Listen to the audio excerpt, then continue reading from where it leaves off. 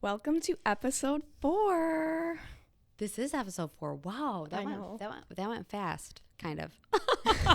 Yeah, I mean, now we're going fast. I know. Now we're cooking with gas.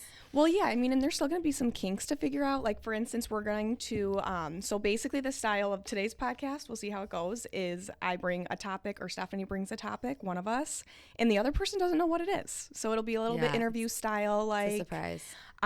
So my topic for today is best return on upgrades. What is? Oh my God. Isn't that a good one? I mean, it's a good one. Yeah, no, it's a great one. Okay. I'm going to pretend to be a client to say, hey, where am I going to have the biggest return on my upgrades? Like, where should I start? Is it kitchen? Is it finishing the basement? Okay. There's a lot to think about here. I know. I've had a busy day. I've been in back-to-back showings. So hopefully my brain is all intact. But I'm going to do my best to give a good interview to this new client of mine that I'm picking up right now. Okay, if a client, let's say I'm touring somebody's house and it hasn't been updated since it was built and it's like an '09 build, let's call it.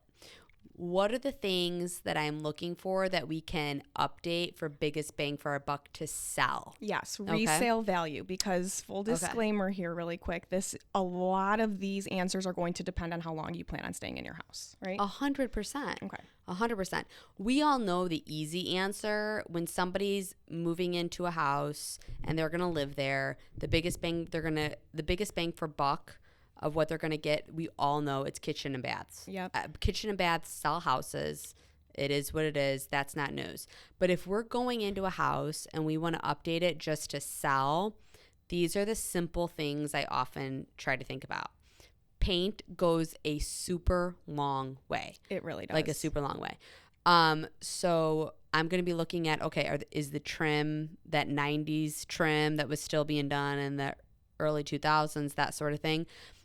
That and the doors, right? A lot of times I think, maybe we'll get a quote on painting the trim and doors. We could spray those down.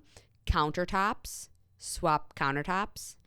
And another lower ticket item as far as price goes that I often try to update is light fixtures. Yes. Sometimes just the light fixtures paint and light fixtures make a huge difference, right? But if we're doing like an overall, let's pretend our home is updated, we might even paint some cabinets. We might, right? Switch out some cabinet hardware, even just like those little things. Cabinet hardware, light fixtures, paint, countertops, cleaning service. I can't tell you how far a clean house goes. It can be every bit of outdated, but if you walk in and it's clean, that's the first thing I say to my clients is like, wow, this is nice and clean.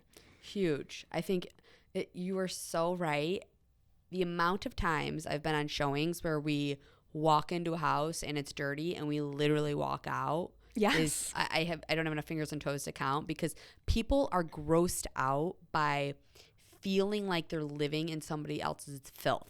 Even though they know, like common sense tells them the same thing with paint. Like they know that they can get that clean, but just being in there and it's smelling like dog or there being fur everywhere and just like, ugh, and I think to me, when there's a dirty house, like I can't help but think like, how do they maintain everything else that we can't see? Like that's always a big red flag to me in that sense. Like if they live this way on the surface, chances are they're not, cleaning out their air filters or getting their that is their a super good point. A lot, the game of real estate is so psychological. It is. And, as sellers and buyers have to understand that. They have to rise above and be prepared for the psychological warfare.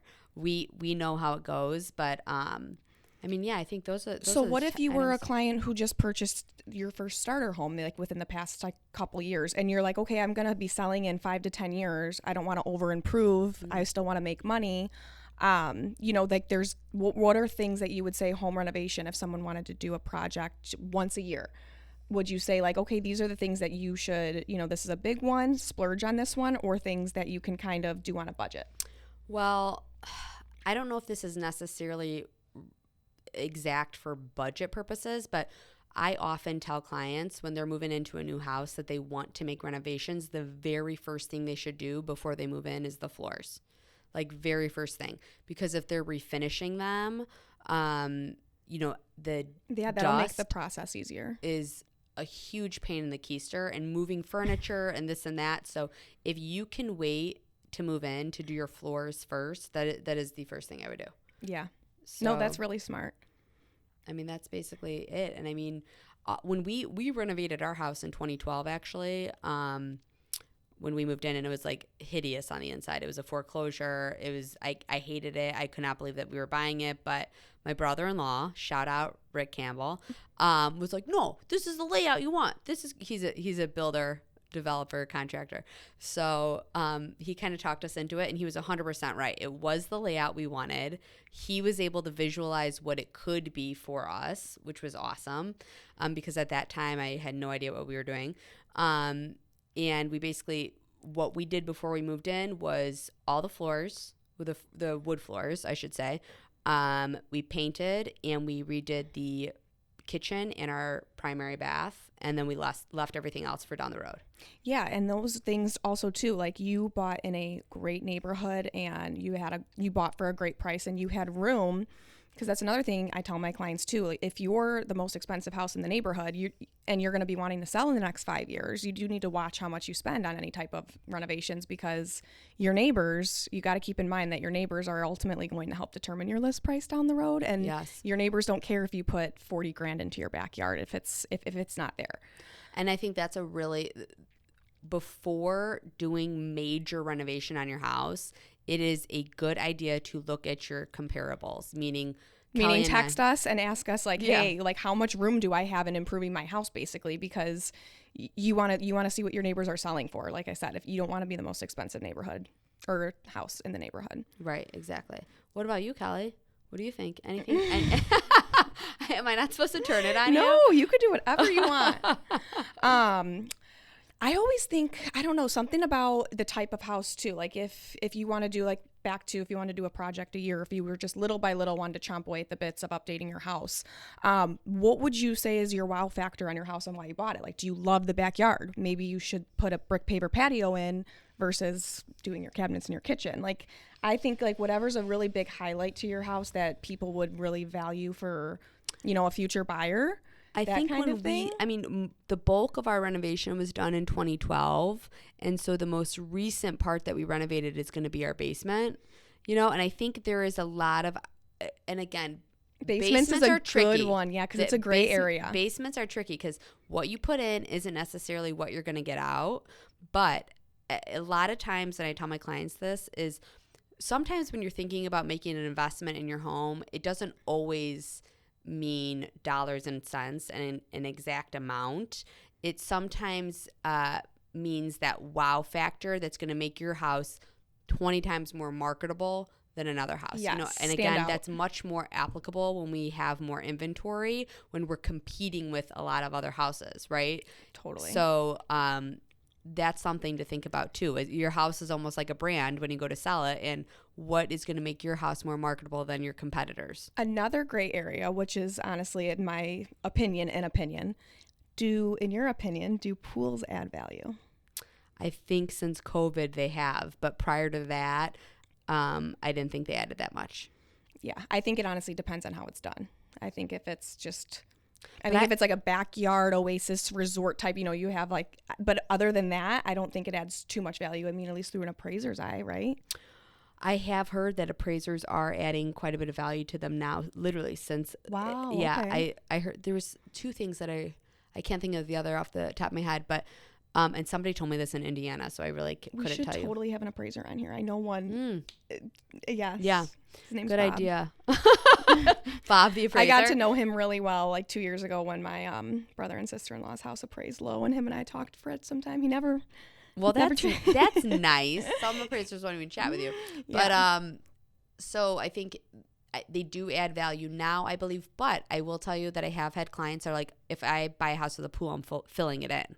So probably about 30% of people don't want pools. It's so preference, because I think, either they really want them or they want nothing to do with them. Usually the people who want nothing to do with them have had one before, and they're a lot of work. Yeah. But they're a really big perk to have too. So okay, I think that sums up. Obviously, kitchen and baths is the obvious, biggest Yeah, but return. I think that the things that people don't pay attention to, like you said, getting it professionally cleaned is a huge Gosh. important factor when you're going to sell.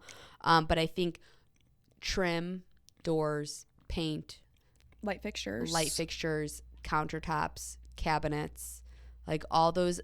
And a lot of the things we're saying is paint related. Paint can go so Paint can wrong. go, yeah. And I also hear from, when I talk to my sellers, like, should we paint? Does the new buyer want to come in and paint? I think pretty much 95% of the time, if the seller paints a neutral color prior to listing and that paint is still fresh when the buyer, they're not going to want to repaint over it. No, and Like- it's one less thing that they have to do. You're Absolutely. removing a hurdle. The more hurdles you can remove, the more doubt you can remove, the more likely your home is to sell. It's just another step that they have to go through. Same thing with a cleaning. It's you remove that step for them. And I think bang for your buck in the cheapest ways, and maybe in this order, probably is cleaning one. Yep. Light fixtures Yeah. and paint are probably equal depending on how much painting you're doing. Hardware on cabinets, then you can start to get a little bit pricier where maybe you're going to refinish the cabinets, then Yep. maybe you're going to redo the quartz countertops, Yep. and then we're going to look at trim colors too. Yes, absolutely. And yeah, another key takeaway is just to always have a hold on what your neighbor's activity is like. Yes. Always know what's going on in your neighborhood. We can actually, I have clients that are set up on the auto CMAs that basically you're notified anytime a house around you is, on the market or closed or anything. And it's just a good way to kind of just stay ahead of your market, even if you're not planning on, selling in the near future. You always want to know what's going on around you. Yeah. Amen. There you have it. That's a wrap. See you at episode 5.